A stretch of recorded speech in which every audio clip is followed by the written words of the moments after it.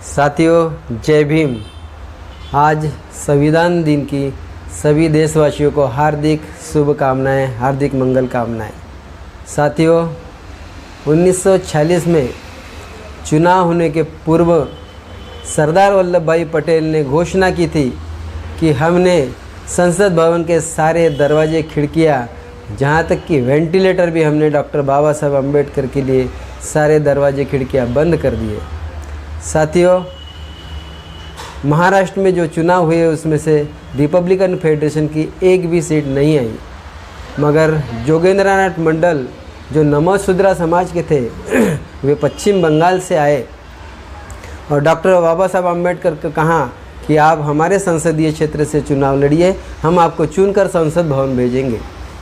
और डॉक्टर बाबा साहब अम्बेडकर तैयार हो गए और पश्चिम बंगाल में खुलना, जयसूर से डॉक्टर बाबा साहब अम्बेडकर खड़े हुए और उसी के दूसरे संसदीय क्षेत्र से जोगेंद्रनाथ मंडल खड़े हुए और दोनों बहुमतों से चुन कर आए और संसद भवन पहुंच गए।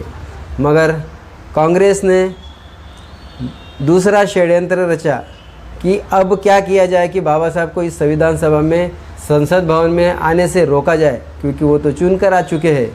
फिर दूसरा षड्यंत्र कांग्रेस ने रचा कि पाकिस्तान और भारत का विभाजन किया जाए।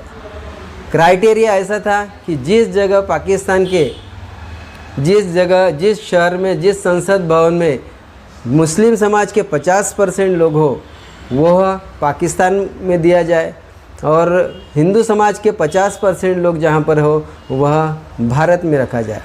मगर जहाँ से बाबा साहब चुन कर आए थे, जैसे खुलना से, वहाँ की हिंदुओं की जनसंख्या 60% होने के बावजूद भी बाबा साहब के संसदीय क्षेत्र और जोगेंद्रनाथ मंडल के संसदीय क्षेत्रों को पाकिस्तान दे दिया गया। और इस षड्यंत्र को के साथ बाबा साहब पाकिस्तान के संसदीय क्षेत्र के मेंबर पार्लियामेंट बन गए।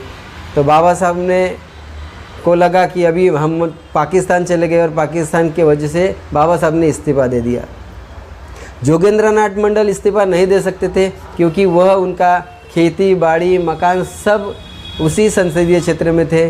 बाबा साहब वापस आ गए मुंबई में, तो बैरिस्टर जयकर को इस्तीफ़ा देने लगाया और बाबा साहब को वहाँ से निर्विरोध चुन कर लाया गया।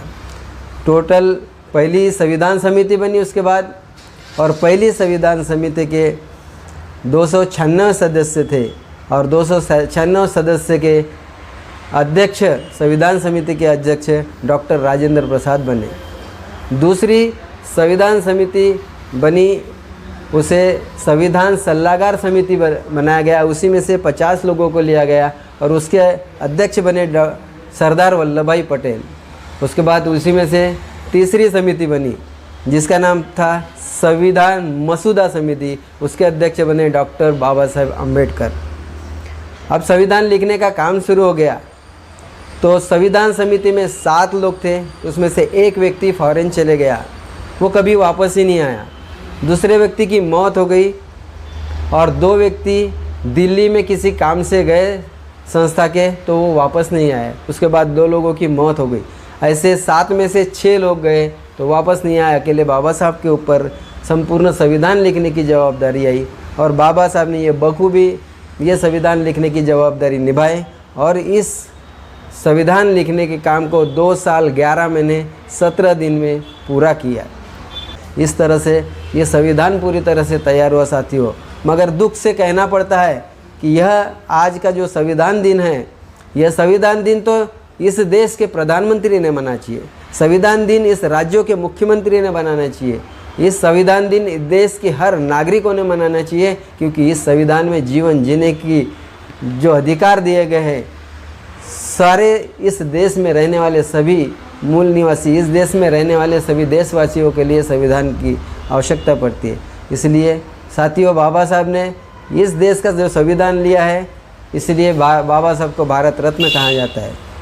तो साथियों, बाबा साहब ने जो संविधान लिखा है उसमें जो हमें अधिकार मिले हैं, इसलिए आज सारे देशवासियों को संविधान दिन की मंगल कामनाएं देता हूँ।